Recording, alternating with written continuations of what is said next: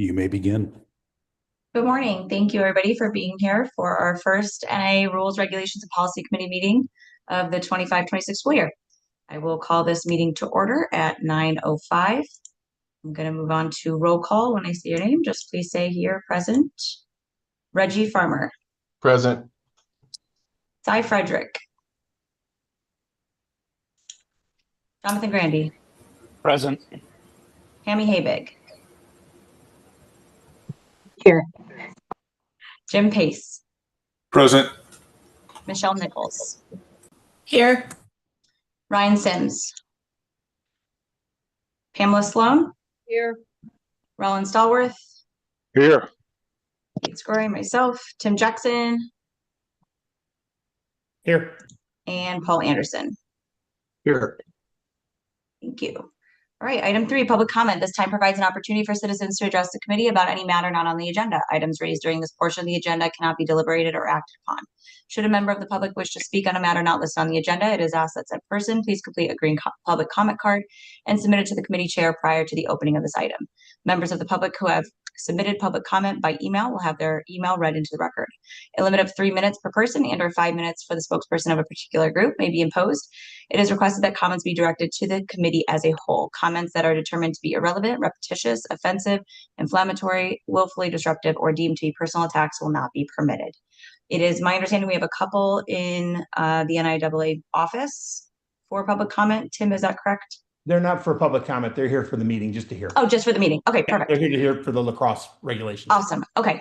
I do have one public comment via email, but it is for a particular item. So I'm going to hold off and read that prior to our discussion on that item. So we will move on unless there's anybody else that got any public comment that I'm not aware of. Okay. Item 4, approval of the September 3rd, 2025 meeting agenda. This is for possible action. I am looking for a first and a second for a motion.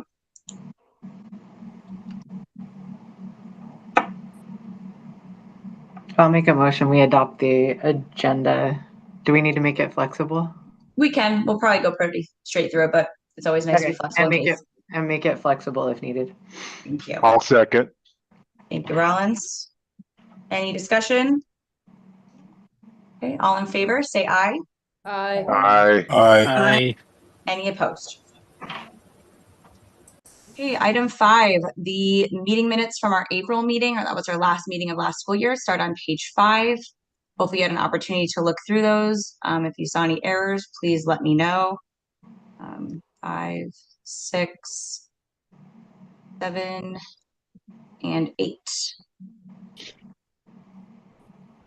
If there are no edits that need to be made, looking for a motion to accept and approve those minutes. I approve those minutes from our last meeting. Okay, Rollins with a first, looking for a second. I'll second. Thank you, Tammy. Any discussion?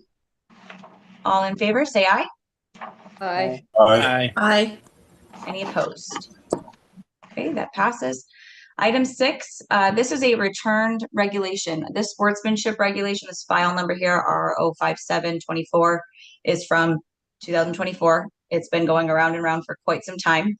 I'm going to have Paul chime in here in a second, but if you want to navigate down to page 9, this got all the way to the hearing to have the final signature for implementation. And I would like Paul to kind of discuss that as he was there present, with the legislators discussing this regulation and what their concerns were. Thank you, Kate. Yeah, so a hearing was held on, it was July 7th. As Kate says, the regulation had been finally approved by the board at the June meeting. So it was submitted for approval. The final step in any regulation is getting it approved by the Legislative Commission. And the Legislative Commission holds periodic meetings to hear and decide all regulations for all agencies within the state. It's composed of various state senators and assembly persons. So anyway, our regulation was up. I've never had this happen before, but I received a lot of questions about the issues concerning uh, this entire regulation. There were three members of the commission in particular who raised questions. They were Senators Daley and Hansen, and then Assemblywoman Backus. Assemblywoman Backus had concerns about all the matters in Section 3 here that's on the screen. Her questions were, you know, how do we impose all of these, which are sort of like aspirational goals on spectators at games? My response was, hey, look, that's what they are. They're aspirational. This is what we expect from spectators. She didn't feel that it was appropriate to have that in a regulation, you know, because basically we're trying to take these things without being able to necessarily define exactly what everything is here. And then there's potential consequences against spectator for violation. Bart, if you wanted to scroll to section, let's see, we got 3. Go down to section, I think it's 8. Let's see. That would actually not be me. Somebody else is doing the screen sharing. Oh, okay. That's me. Sorry. I just want to make sure everybody can hear Paul, right? Jim was just having some problems hearing some people, so I want to make sure everybody else can hear him. Okay. Okay. So section 8 is a fairly long part. It was going to be a part of the amendment. If you go down to subsection 4 there, that's the new language right there. So questions were raised about how can the NIAA impose penalties against people who are simply exercising free speech? I mean, I couldn't believe some of these questions because, you know, verbal abuse we have it defined, you know, within this portion of the regulation. It's back a few more pages, along with assault and battery. But the real concerns from all of these people were that we were in essence violating the free speech rights of people who choose to come to a game. And the other thought was, don't you have, or doesn't the NIAA or schools in general have other mechanisms for enforcing penalties against adults who, you know, act inappropriately at a game, either physically, you know, going after an official, as we discuss in here, or you know, making comments that are not acceptable. And you know, so I think they would like to see those things removed. If the portions regarding spectators was removed, then they're fine with the regulation. The problem with that is this whole regulation, the whole purpose of this when we began working on it a long time ago was to provide some mechanism for enforcement against spectators, because we do already have regs in place for pupils and coaches and everybody else that's associated with a school. But anyway, that's what the concerns were. And they wouldn't even vote on it. So it was returned to us to modify and bring back, or to start over on. Hey, Paul, this is Tim. Got a quick question about the free speech. Isn't it private property? So can't we then impede their ability to have free speech in our stands? No, I mean, you know, I mean, it's a public place. The forums, you know, schools, gymnasiums, fields, those sorts of things are places where the public gathers and under the constitutional law, a public forum, people have a right to free speech within, certain parameters. So we couldn't go on that basis. Anybody else have any thoughts on this? And then I can chime in with some of my I thoughts. think so. I guess, Paul, this would be a question. So their hesitation is the verbal part, not the physical part, I'm assuming. Yeah, They were- primarily. Well, it's both, but it's primarily the language regarding the attempts to regulate speech of adults. I mean, I had email correspondence with with some of the three that chose to respond to my questions afterwards. And Assemblywoman Backus, she said her primary concerns was the broadness of the language regarding spectators. And like I say, she made the comment, are there not rules that the school or the NIAA can enforce already against spectators without, putting that into legislation, through a regulation? And I don't I don't completely disagree with her on that. I think there are. I think there's the ability. We had discussed this the other day, and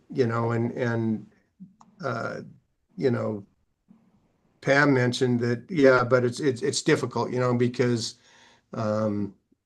it just is for an administrator to take action or whatever against somebody who's out of hand. But I don't know if we have this language in place in this regulation, if that would make any difference or not.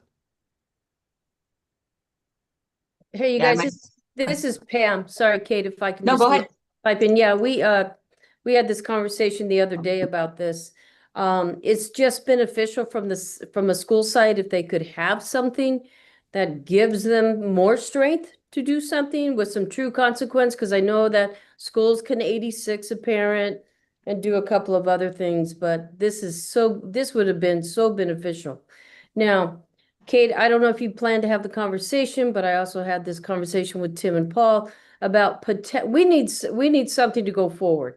So the potential of taking the spectator verbiage out and go with what we have without that language. And then maybe as time goes on, we can re-entertain this regulation and add the spectator back. Yep, that's exactly what I was going to bring up, is basically at this point, we want to move forward because this did edit our current regulation in the sense that now it's a 2-game suspension. Those were things that we wanted to do for the students. We were adding in the spectators kind of as a secondary thing as well. So I do think there's a benefit in moving forward this regulation and taking out the spectator to hopefully get that passed, and then maybe revisiting it, or coming up with just more procedural things that we could do and kind of back it by the NIA. I know a lot of officials will, address spectators and have asked the administrator to remove them. And that kind of gives a little bit more, support to the administrator making that decision, because they're like, listen, the official's not going to move forward with this game until you leave. So I know that that's happening. It's probably not happening as much as it should, but there are those procedures in place where we can handle those spectators in certain situations. And it's not something that's just not happening at all. So I agree with Pam. I think if we just basically go through this regulation and remove the word spectator, because it's listed in several places, that hopefully that would appeal better to the Legislative Commission and we can get it passed. The other part of this too is that we have told schools for the last probably 2 years that, hey, this is coming, this is coming, this is coming. Yeah. I'm going to tell you right now, our ejections are just as bad as they've been. Yep. And the kids, the profanity, the violence. We actually had a kid put her hands on an official the other day. I mean, I feel like we're just blowing smoke right now. Yep. Well, what's the consequence of that, kid? I mean, aren't they done? You do something like that? Well, under current regulation, it's a 1-game suspension. Even if you put your hands Two. on someone? Well, but the school can always go above and The beyond. school I can mean, go Yeah. above and I mean, beyond, if the yes. school does but by that, I mean, I would question regulation, the ethics of the school, for sure. Yeah, that kid But- would be good. absolutely, but by regulation, it's a 1 game, take the NFHS sportsmanship class and sit a game. Well, I think that's why want this passed is because, right here, 100%, what's on the because screen. Yeah, Under this, the kid would be out for 180 school days. a year. Exactly. So I do think And it's Tim would important have that to we get grant this him. passed. Right. Right.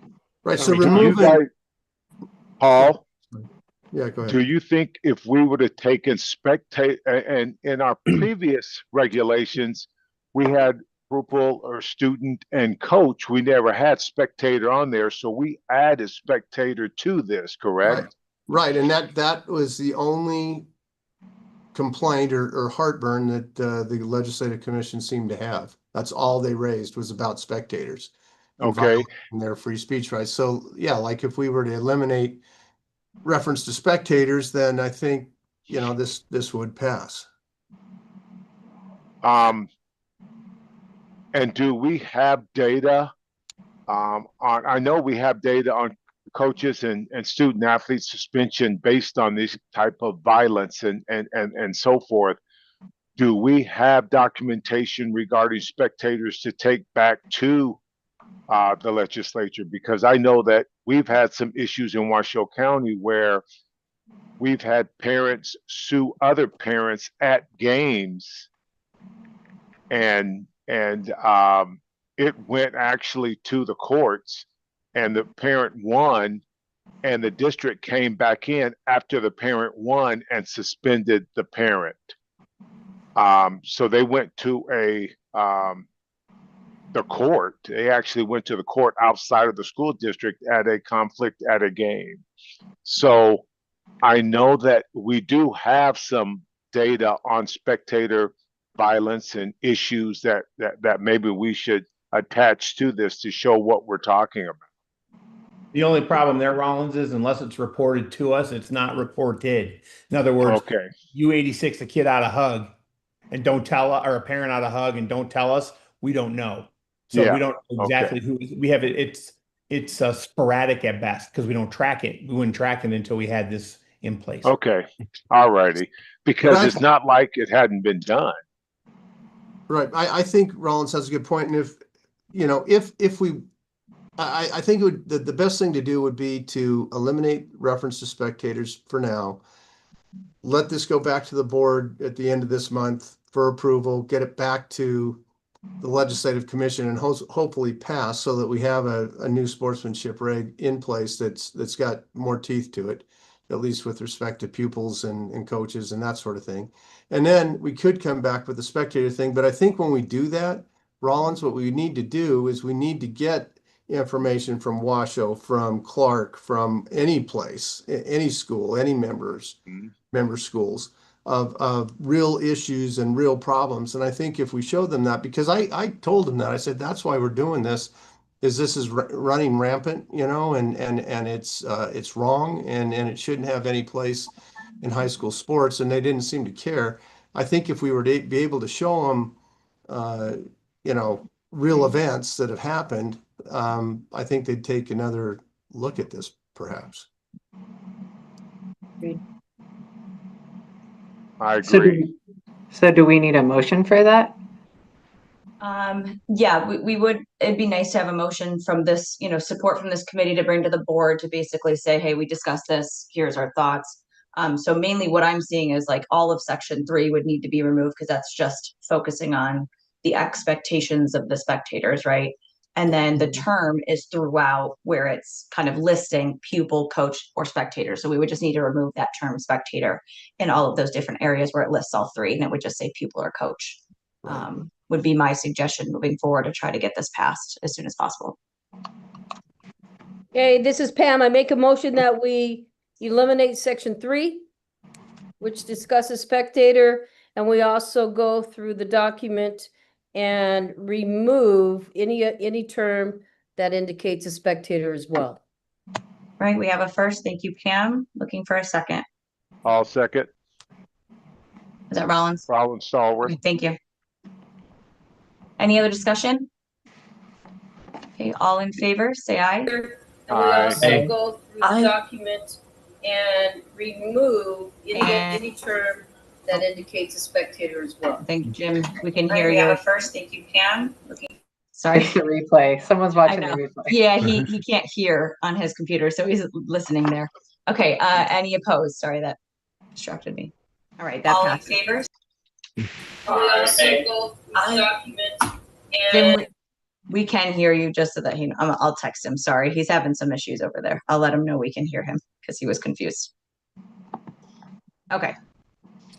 So we will bring this back to the board at the September meeting at the end of the month here, and hopefully with the board's approval, be able to bring this back to a hearing and get this approved, hopefully for the school year. So thank you, I appreciate it. It's unfortunate, but we have to do what we have to do because we have to get it passed in some way. So that's kind of where we're at with that. All right, moving on to, let's see. Sorry, I went too far here.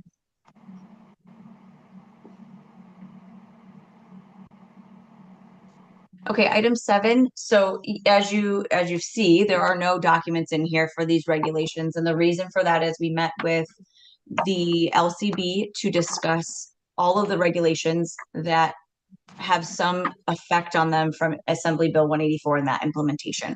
So as you can see there, I didn't add them all up, but it's probably close to 30 or so, 30, 40 regulations that have that are being affected in some way by this bill. Those 3 areas are the most, so transfers, recruiting and recruitment regulations were affected, and our appeal process were affected. Those are the main 3 areas of that bill that they addressed. So what we did in this meeting is we went through all of the regulations that they flagged, all of the new regulations that we had pending already, our one-time transfer, some changes that we had made, additional regulations for a new appeal process or a new hearing for recruiting that was addressed in AB 184, and a new 3rd level of appeal that was addressed in AB 184. So several regulations that needed to be edited and several new regulations that we needed to add. So we went through all of that language. We got on the same page. We worked really closely with them. And what they're going to do is now use the language that we have proposed in several different files that we'd already had going with them, with some new language that we have, kind of told them of how we've envisioned this happening.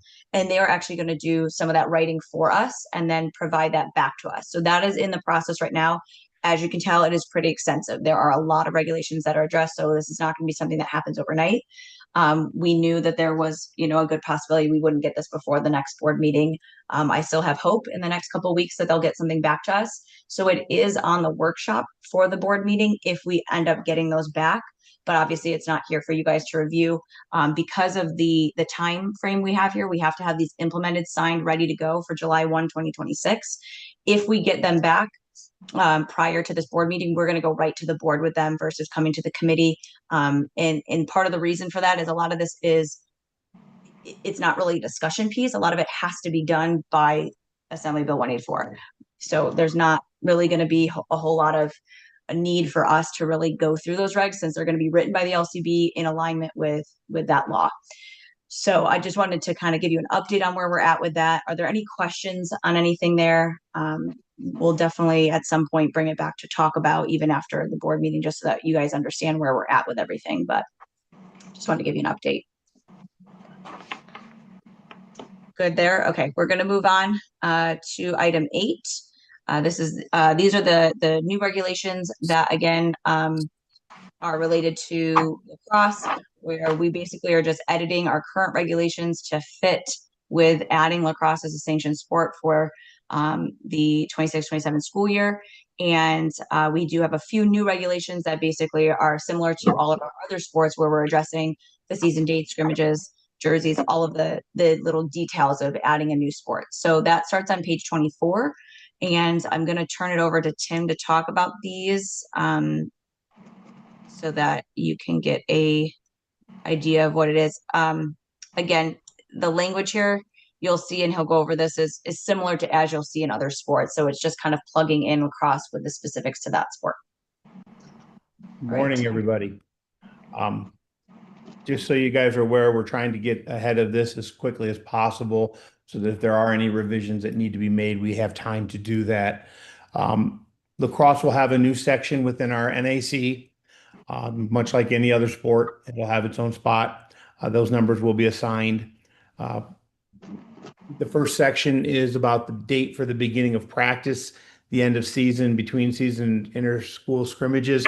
That language is exactly the same as it is for all the other sports. It falls in line with it.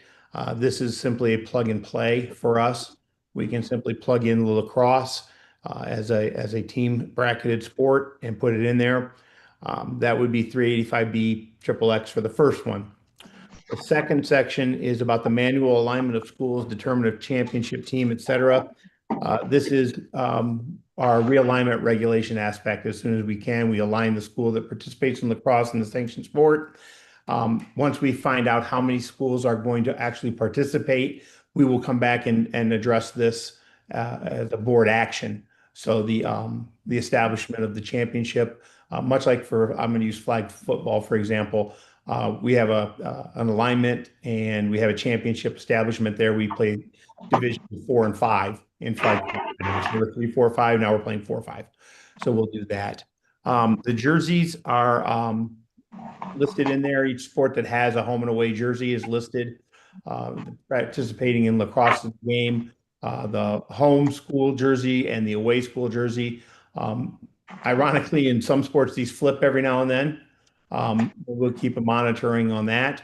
But right now, that's what they are listed as. Nevada, we will go dark for light color for home and dark away. So light at home, dark on the road.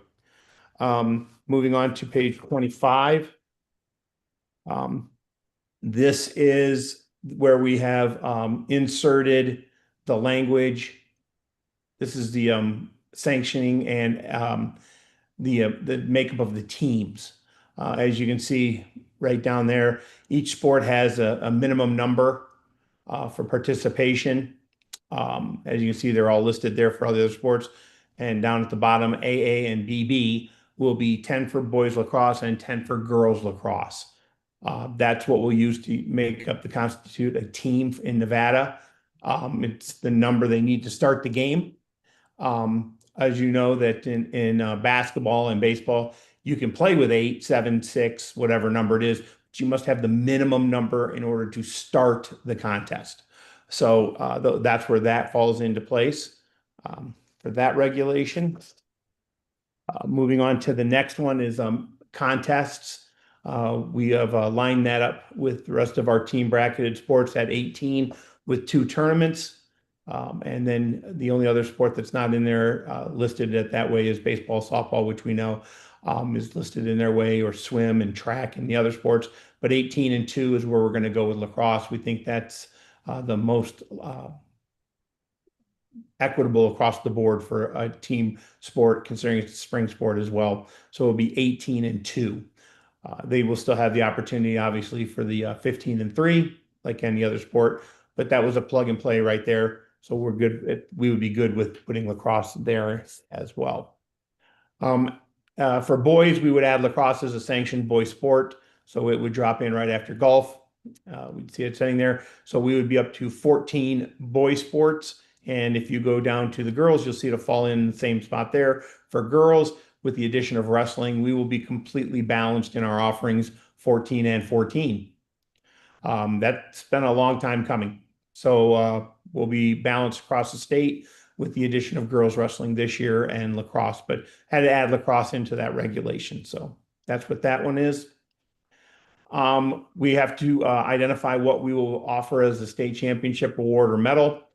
Much like any other team sport, we will have each member of the championship team will receive an award, and lacrosse fits right in there, right in between golf and softball. So we put that in there. Change the numbers for the rest of them. Registration. So the 15th of February to register for with the association. This is for our officials. Lacrosse will fall under the same regulation as the rest for the 15th of the month to register for with the association. That's just a semantic that we had to put in there. So we make sure we take care of our officials and get our officials registered and non-association officials if they wish to do so as well.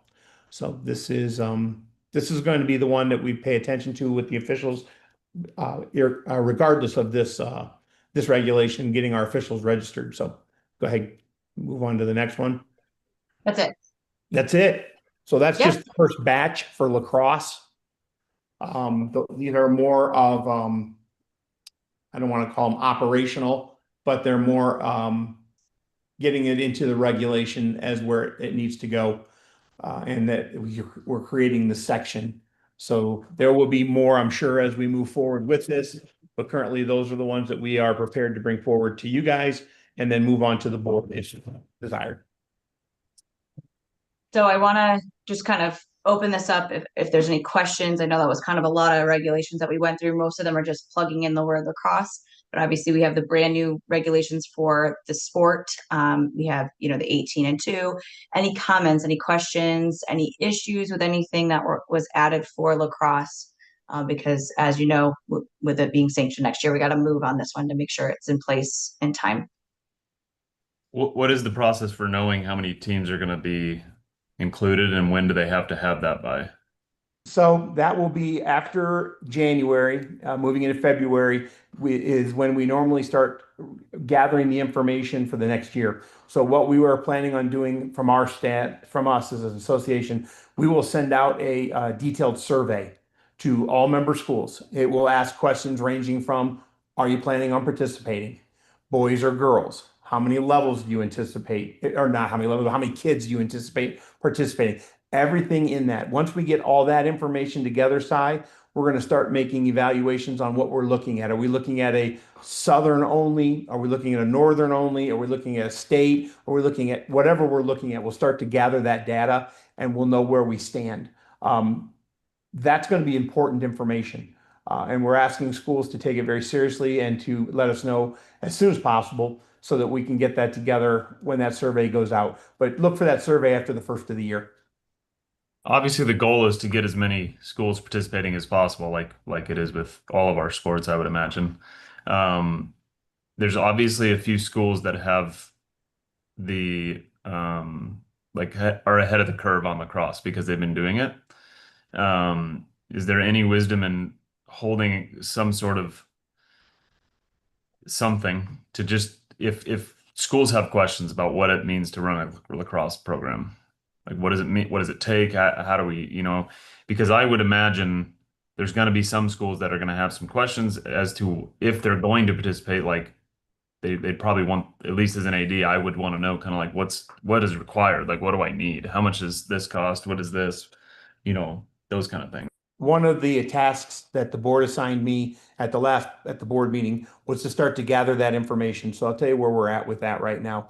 I've reached out to the NFHS because I can hand you a rule book and say, here, go play lacrosse. That doesn't tell you anything. I've asked them to gather information from other states for me that have implemented lacrosse here recently, i.e. Utah. Now I am communicating with Utah on my own to get those numbers around. What does it look like? What's it going to cost? How much are uniforms? What equipment do you expect the kids to come with? What equipment do you provide the kids? Where are we on the officials? Already had a conversation with Vince. Ellen is going to be working with the association up here to figure out what their costs are, because we need to get all that information to the other powers as they budget this out. What's it going to cost? We're looking at every aspect of it from A to Z, from nose to tail, to figure out exactly what it's going to take, because that information has to be out there. On the website right now, there are frequently asked questions that they can also go and review. If they have questions, they can email me directly, and I update any question that gets sent to me on the FAQ as it's appropriate. If it's something like you said, what's it cost for a stick? Where can I go find that? Some of the gentlemen in the South that run a couple of club teams sent me some of their stuff from USA Lacrosse. I'm ensuring that the USA Lacrosse equipment is the same as the NFHS sanctioned equipment. What we don't want to have happen is we tell our kids to go out and buy all this equipment and then, oops, got the wrong helmet, or oops, got an illegal stick. As well as I do, Si, when they jumped over from the solid core to the BB core baseball bats, that was an issue we don't want to ever deal with again. So we're going to get all that information together and get that out. We'll put it on the FAQ. My plan is to update the board in 2 weeks at the board meeting with the FAQs that are anything that's new, and get them as much information as I can because they've asked for it as well. Thanks, Tim. Other questions? Yeah, the biggest issue I think we're going to have up north is that we do have a very strong lacrosse community up here. And I think it's going to be vital that the district, Washoe County, along with the NIAA, and of course the organizations up here that run lacrosse, we have a clear communications in terms of what we can and can't do, and make it, there has to be a line drawn that definitely separates the two, because we have not in the state up to this point has had a coalition of lacrosse that has spilled into the regulations of the NIAA and being a sanctioned sport. And so this is going to be all new. And I think that we need to make sure, Tim, that we have some clear parameters of what they can and what they can't do regarding that. And I think that's going to probably be some of our biggest obstacles as we go through this. I know up north it is. Thank you, Rollins. That's why there's 2 different FAQs out there. There's an FAQ that'll talk about just lacrosse itself. Then there's an FAQ that you can pull and read from that'll tell you, what does it mean to be sanctioned? What can we do? What can we not do? Matter of fact, I heard from someone up north just recently. They said, well, that's great. We can go play in those 2 tournaments that we were playing in before. No, you can't, because they're club tournaments. You can't play in a club tournament anymore. And they were like, well, that's different. Yes, that's very different. So I agree, Rollins. I think as much as we've dealt with the transfer rules in 184, the misinformation flying around, we've got to make sure that we stifle any misinformation out there about what it means to be sanctioned. And also, Rollins, and I know you're going to deal with some of this, I'm sure too. Some school districts or some schools may say, you know what, forget it. We're not going to go sanctioned. We're going to stay club. Oh, no question. And if they stay club, they can't play sanctioned teams, and sanctioned teams can't play club teams. Exactly. So we're going to have to really monitor that and make sure we get that information out to all of them. I agree. So always remember, those 2 FAQs are always front and center on our website. You can go look at them at any time. And if you have other questions or recommendations for FAQs, let me know. I'll put them up there. It's a live document. We can go in and change it, and it's instantaneous. Good. Thank you. Anything else? Tammy has her hand up. Okay, you guys are gonna have to forgive me because I know absolutely nothing about lacrosse. I've seen it, but I don't know. I don't know a lot. As far as like the lining of a field, is it similar to a football field? Is it similar to a soccer field? So luckily, Tammy, here's the deal. I've learned a lot about lacrosse in the last couple of weeks. First thing I did learn was a girl's field is different size than a boy's field. But, eyebrows raised as well. Ironically, there is a regulation within NFHS that's called a unified field. And that's what we're going to use. That's what we'll be using, is a unified field. And it is the measurements of a football field. So we'll be okay there. So that's the case there. There are some lines and some markings that need to be put down. They are in the NFHS rulebook for lacrosse. My request to the NFHS was this: I love your rule books. They're great, but I don't have a problem sleeping when I'm worried about lacrosse. That will put me to sleep in a heartbeat. Give me a 1-pager of the field. Give me a 1-pager of the equipment. And we're working with them to get that so that we can have it and provide it to the schools. Because I agree, we lined in Clark County, we were very fortunate when we put in the turf, we were able to line for flag football. Right. And ironically, we put in an X. If you remember, there's 2 X's on your flag football field that had no implication when we started. They do now, because now we're playing with the NFHS rules. So we've got to make sure we get that information out there, because schools need to know that's an additional cost. Field maintenance is an additional cost that kind of people kind of forget about that one sometimes. So we're going to get that information as soon as we can, and as it comes in, we'll share it out. But yeah, those are great questions, Tammy. Yeah, especially, I mean, we just got the brand new turf and nothing's lined for that. So, and you can't just go line turf. No, you can't. But however, there is turf paint. Well, and we just redid our field and we chose not to put the unified lines on there because they changed the length of the field for the boys. It cohabitates the girls, but it changes it for the boys. And so our girls play up top and our boys play down low. So we didn't put the unified lines on our bottom field because our girls don't play down there. So I don't know. Hopefully there'll be an option to just play on the boys' lines and not just. You'll be fine, Si. Okay. Yeah, that'll be fine. Here's what the regulation is. The regulation says the boys' field is this, but you can play on a unified field. It doesn't say you have to, you can play. So that allows for a school that doesn't have a full field to play on a unified field.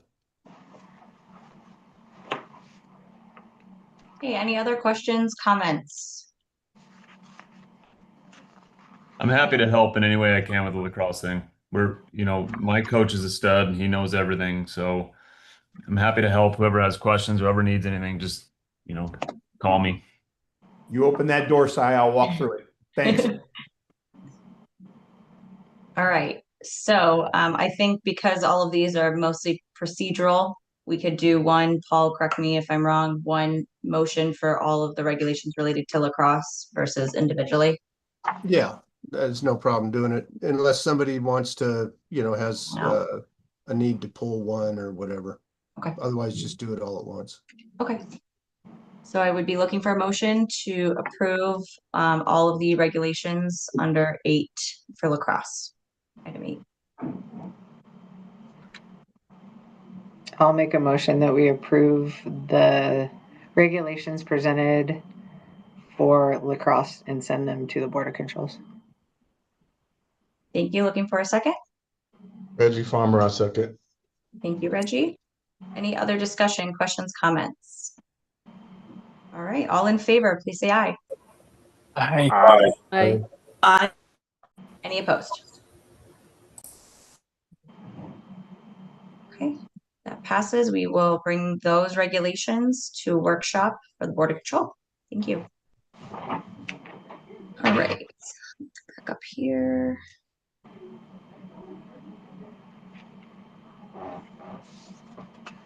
Okay, item 9. So these are kind of a mixed bag of different regulations, things that kind of came up last year that we didn't address, things that came up over the summer. We'll go through each of these individually because they are not related to one another, and talk about, what the changes are, and then do, anything that we see necessary moving forward with these. 9, when we get to 9F, there will be some public comment on that one. So I'll get there when I get there. So let's start with A, which is NAC 385B.106. This is our liaisons to the board. And that's going to start on page 31. Tim, do you want me to go over this, or do you want to go? Because I know you created kind of a little background on this, or do you want me to talk about it? Go ahead.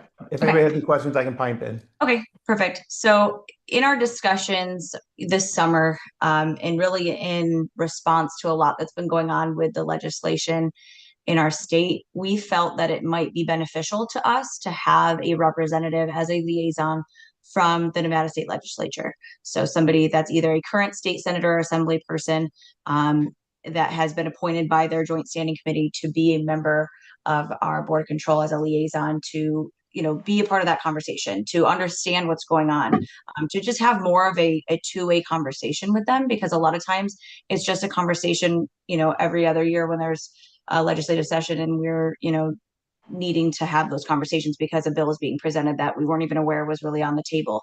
So I think this will open up a little bit more communication lines between us and them, and make it more of a team versus an us and them situation to hopefully help when each legislative session comes. So that's kind of the intent here, and wanted to get your thoughts on this and any comments. I think this is wonderful. I think this is Yes. a great idea. I couldn't agree more. There's nothing more frustrating than sitting in those board meetings and saying, well, I wonder how they would feel about this, or I wonder where they might go with this. If we have someone who could tell us at those meetings, I think it would save a ton of time. Yep. Anybody else? Any other thoughts? Okay, if not, looking for a motion.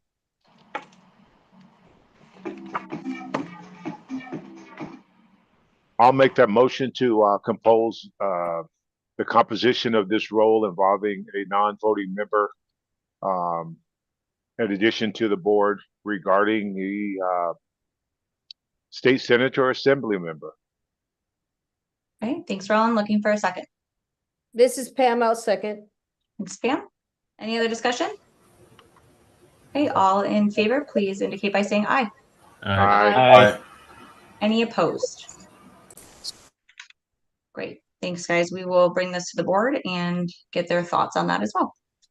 All right, I'm just going to keep going forward now because these are all in order versus going up and back. So the next regulation is NEC 385B.112. This was more procedural, just changing because we've had meetings at the end of March. So we didn't want to have like a date in there. We just wanted to change that to say we will vote on board president and vice president in each odd number year at the spring Board of Control meeting, whenever that may be, in case it is held a little bit earlier before that date. So again, more procedural. Any questions, comments? Okay. If not, just looking for motion. This is Pam, I'll make the motion that we approve the new language to NAC 385B.112. Thank you, Pam. Looking for a second. I'll second. Thank you, Rollins. Any other conversation? All in favor, please say aye. Aye. Any opposed? Great. All right, moving on to C. C and D actually go together, so we'll talk about them together. These are both related to the golf boys and girls golf tournaments. And Bart, if you are available, I was going to turn this one over to you to discuss the changes that you have suggested here. Yes, I am available. Thank you, Ms. Croy. You can see in front of you kind of what we have here. And part of the reason that we are going through some of these changes in golf, this came up through our Board of Control, where they wanted some qualifying standards to be in place for tournament golf so that we weren't having kids showing up and shooting 200 for a round of golf in the state tournament. So we have to make some changes. We need to get those into regulations. We also want to kind of codify as we go along the process for substitutions, and I believe that's in there as well. But to kind of sum up for this committee, what we're looking at for when we say standards, this would be from advancing from the region to the state tournament, where to advance, other than the winning team or the overall number one individual who is not on a qualifying team, those other teams and other individuals advancing would need to meet a qualifying standard. And that standard right now is displayed in our handbooks, our reference manuals, and will be displayed in the tournament manuals, some of which are done because we have sites already, some of which are not. But we want to make sure that gets codified so that we have those standards in. And what that will also do is, Kate, scrolling through, it may create a situation where maybe not all 6 of your golfers advance because your number 5 or number 6 golfer is merely on the team taking up space and shooting 150. And we want to make sure that those apply to everybody.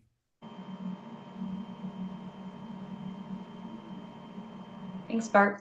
Yep. So again, same changes are pretty much made in both of those because they're very similar, just in the 2 different sections. Any questions, comments? All right, again, we'll just be looking for a motion then to bring this to the workshop.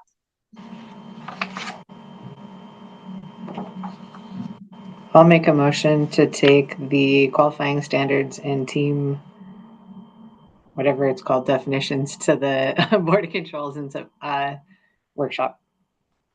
Thank you. Looking for a second. I'll second Rollins Stallworth. Thank you, Rollins. Any other discussion, questions? All right, all in favor, please say aye. Aye. Aye. Any opposed? All right, that passes, and we will bring that to workshop as well. Okay, moving on to NEC 385B.510. Bart, I'm going to turn this back over to you again. Just some procedural changes to tennis, our general requirements for tennis as well here. Thank you, Kate. Yeah, this one's kind of funny to me because when I first got to the state in 2007, we were already playing by different rules than what was in the NAC at that point and was still on our website. Those of you who've been around long enough remember when it used to be a 45-point format for tennis. And that's been sitting in the NAC, at least our version of the NAC, for a while. So we wanted to update this to actually have the rules we've been playing by for the last almost 20 years. And that's basically where we have teams of 9, 3 singles and 3 doubles teams that are playing round robin in singles, round robin in doubles. Each player plays one set against each of the other team's 3 players, or doubles teams likewise. We just want to make sure that that language is consistent with how we're actually running matches. Seems fair. I don't know why it took so long, to be honest.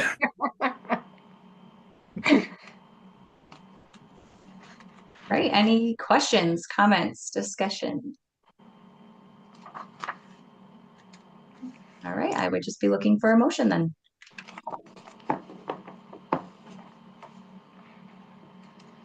I'll make a motion to send the tennis updated format to what we are currently using to, I'm guessing, the workshop for the Board of Controls.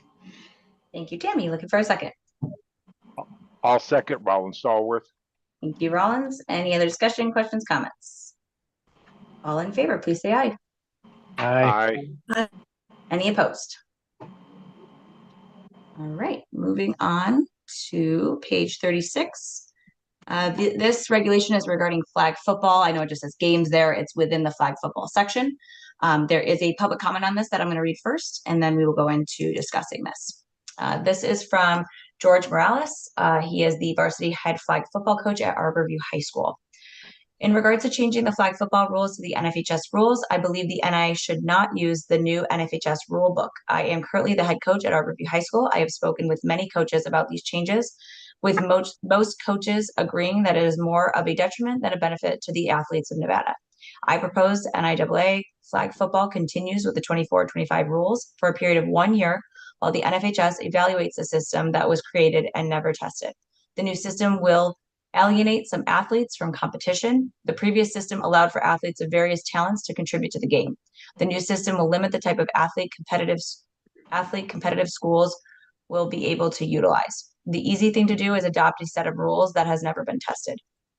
The new system is currently being used in the fall season for other states, and it shows the level of play and flow of play is not a benefit to those athletes. It is also not conducive to the use of all athletes. Please consider the right thing over the easy thing. Okay, so Tim, do you want to talk on this one and anything that you want to add to the committee and our involvement in the NFHS rules? Sure, thank you. Just so the committee is aware, we had a Nevadan on the rules committee for the NFHS. He was there.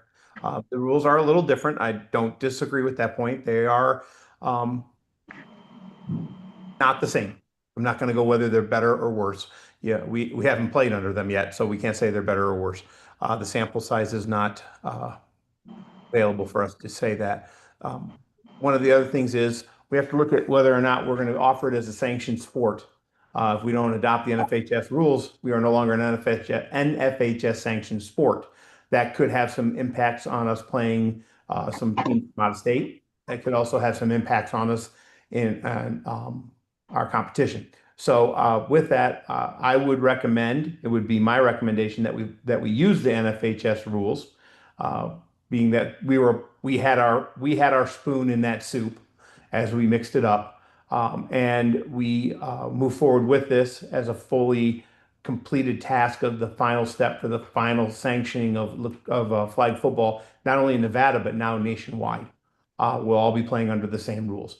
So with that, I will yield to the floor and understand that if you want to go a different direction, that's fine. But that would be my 2 cents.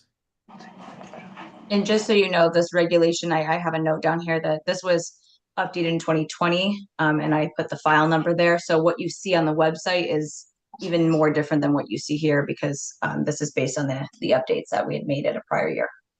Tammy, did you have something? Yeah, well, I think I know the answer, but I want to clarify.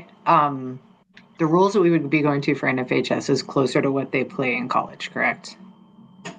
I would say yes without having the information to know that for sure, but I would be very shocked if the rules were very different between the two levels. I think the NFHS was very purposeful in their development of these rules. You will also note that the rules for flag football do not say girls. Right. They say flag football. So therefore, there is that ability from other states that are sanctioning boys flag football. None of them have, but if it were to come down the path, they would allow that. So I think there's some leeway in here as they go through to revise. My God, they revise rules all the time. And I think what they don't want to do is revise what they just put out less than 4 months ago and say, "Oh no, we're going to change our mind again." So I think they need to be played out and see where that goes. Tim, my question would be, we don't have a dog in the fight basically up here in the north regarding flag football, but I know there is a little bit of interest. What is the major division between the flag football people in Clark County right now who are coaching the girls flag football and their dislike for the NFHS rules? Rollins, I can tell you that right now, aside from that public comment, I sent out a FAQ that listed the rule changes. They have not sent them to me. I have not seen. I do know there is some question about blocking that is different. But as far as something being sent to this office, that's the only public comment we've had. That's the only piece of information that's been provided to me in the ANSI. I mean, we're talking about that one. Now, whether there's a groundswell in the South or not, I do not know, but I have not received anything contrary to adding the NFHS regulations or rules to our flag football. Go ahead. And by adding those and by switching over, is it a dramatic change in the way the game is played?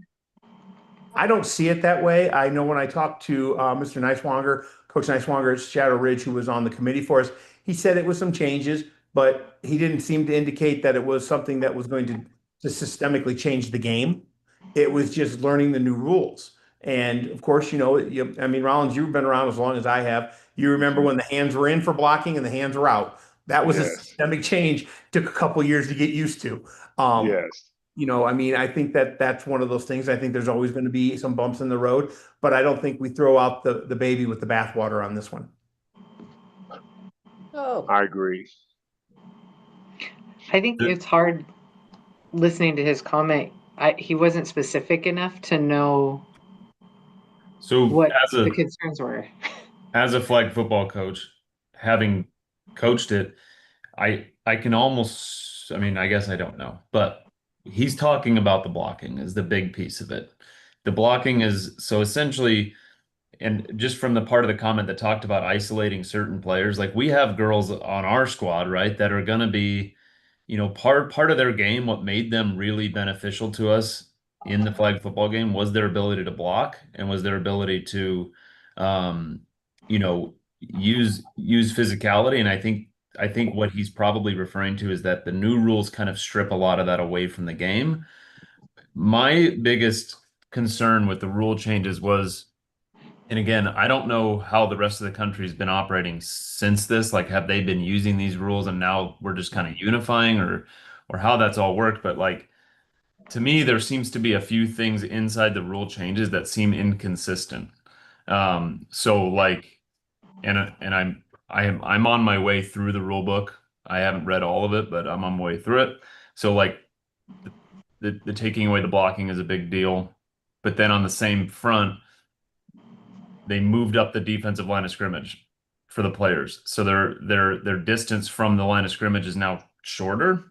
And so you've taken away blocking, but you've increased the ability for the defense to be able to pursue the offense. And so there feels to be some inconsistencies in the rule changes, but again, I haven't played under them. So maybe it won't be a big deal. Like you never know really. And then The other inconsistency I would say in there is the punt returns. I think that's changing, and you know, we have some really, really talented girls in the Valley, and I can see for our team, like, the inability to block, the inability to, that's just, it's going to create some inconsistencies with the special teams part of it as well. But again, like Tim said, we've never done it under here. We've never done these rules before. All I can say is what I'm reading and how I can apply it to how it was coached in the past 3 years for us. And so we'll just have to see. I didn't know it was an option to not use the book. I didn't know it was an option to be like, hey, we're just going to use our own rules. And that's where that's where I see the problem is that if we're going to be a sanctioned sport under the NFHS, we have to follow their rules. We can't be the only state that's running a bastardized schedule or refereeing system and that kind of thing. We have to follow those rules if we're going to be in this association, right, Tim? Yes, and that's the other point.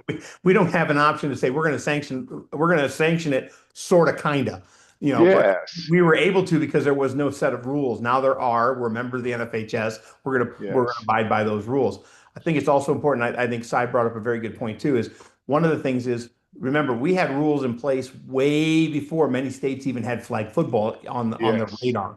So we had our rules for Nevada. They did take our rules as a Templar. The NFHS reached out and said, "Hey, we need your rules. We want to see what you're doing." So we provided those to them. But I do agree, Rollins. I mean, it's not one of those things where we can just unilaterally say, "Well, we're not going to use them," because if we don't use them, we're no longer an NFHS sanctioned sport in the state of Nevada. So we need to use the rules. Tim, my question was, and I think I know the answer, but if we don't use their rules, then this is John Grandy, sorry, we would lose the voice on the rules committee, on the NFHS rules committee, correct? Absolutely, yes. So if we want to be able to cultivate the rules in the future, we want to have a voice on that committee. This is like California and the shot clock for years didn't have a voice in basketball because they were using the shot clock, which wasn't sanctioned. Correct. Which is in the adverse to us. If we didn't put in the shot clock this year, we would no longer be an NFHS sanctioned basketball state.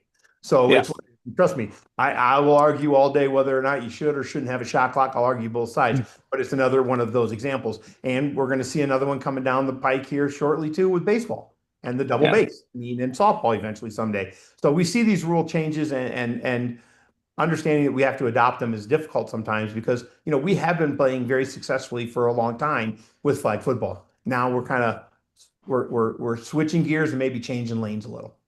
Yeah, and that's kind of my concern is if we want the rules to change and update, we want to have a voice on that committee. And by not following the rules, we lose that voice. That's fine. I think that's the key part is with these changes, ensuring that our schools are communicating, the coaches are communicating with their administrators, and they're communicating with us so that we can get that message of what the issues are after playing under it, that hopefully, they can bring that back to the committee, and having somebody on the committee is really beneficial. So I agree with John as well. Hey, Kate, this is Pam.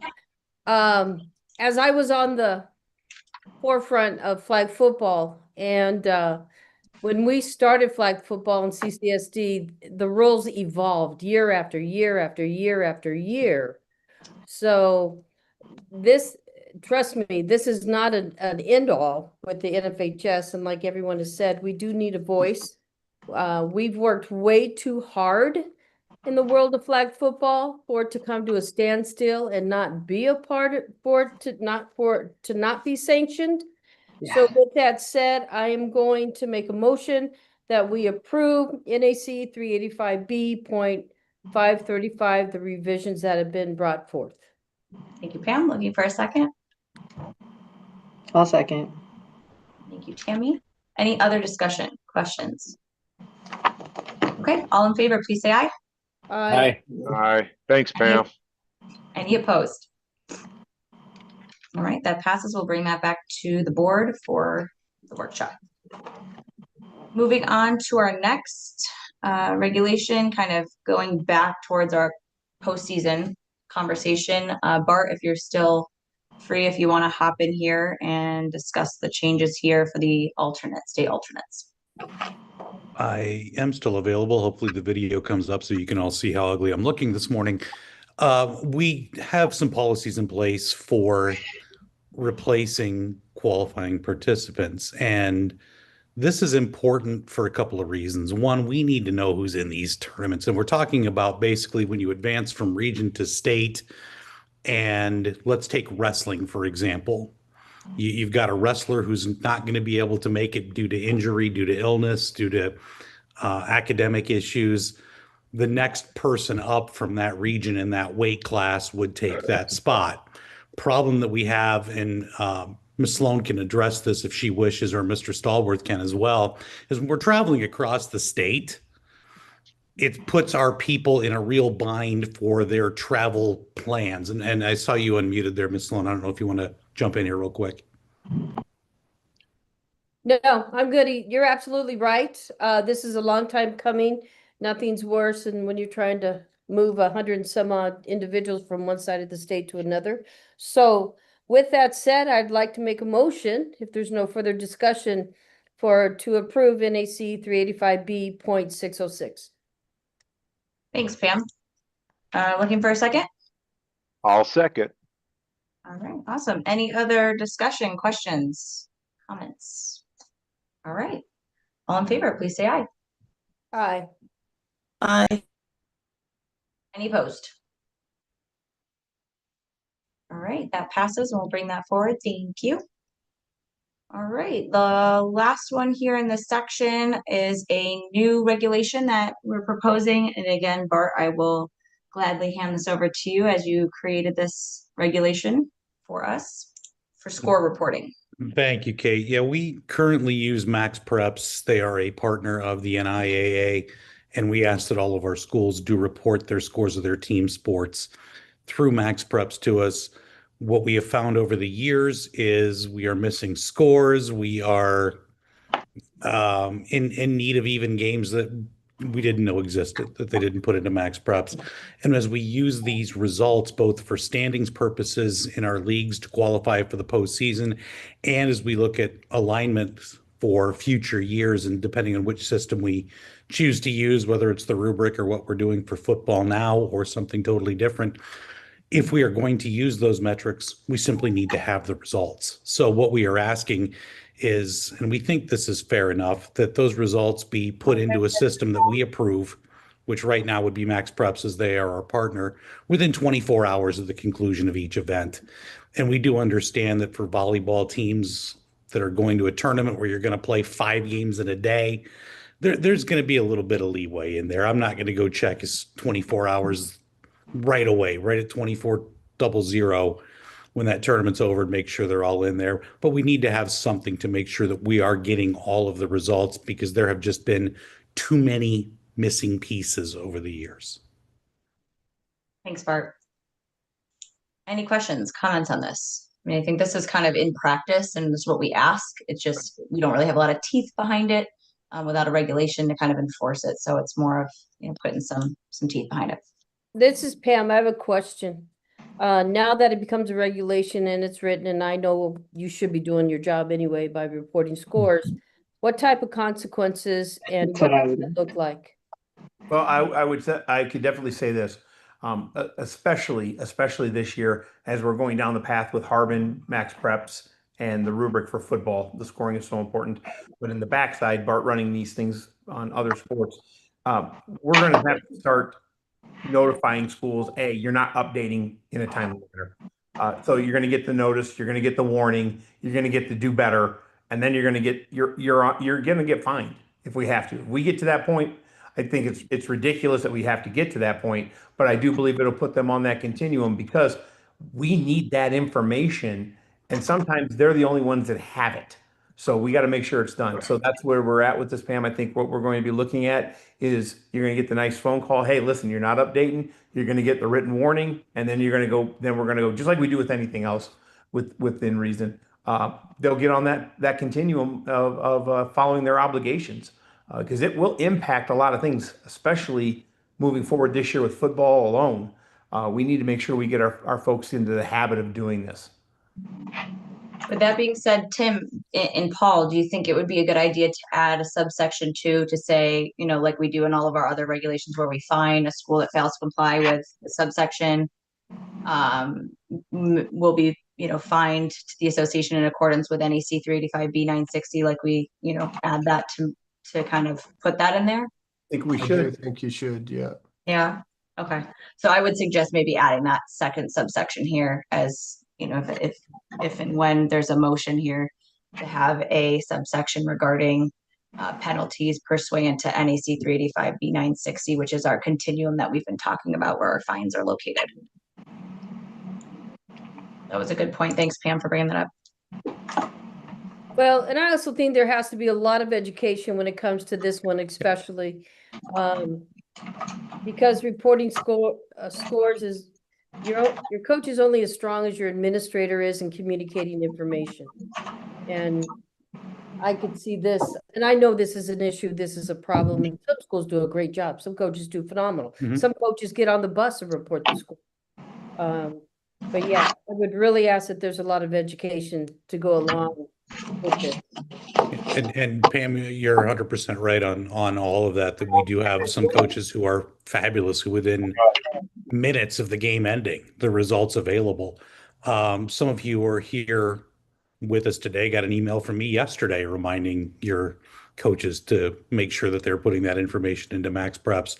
Those reminder emails are still going to come. This is something that once we do get it through, we're going to hammer it out there. I want this to go along with kind of the same thing we're doing with wanting these tournament schedules in advance, because I'll tell you, I got one yesterday kind of accidentally for basketball, and I found 2 schools on it that aren't sanctioned by the NFHS, and we need to be able to jump on that. I don't want to play gotcha with any school. I don't. But we need to make sure that we have all the information so that we can do the things that we need to do and that our schools are following the rules. And the education piece is a very important part of that. Thanks, Bart. Anybody else have any comments, questions? Okay, if not, I would be looking for a motion. So John Graney, I'll make a motion to approve the language for the new score reporting NAC with addition of a subsection relating to 385B.960. Thank you. Looking for a second. This is Michelle. I'll second. Thank you, Michelle. Any other questions, comments, discussions? All right. All in favor, please say aye. Aye. Aye. Any opposed? Okay, that passes, and we will bring that with the addition of a subsection 2 to the board. Okay, coming back to our agenda, looking at future planning.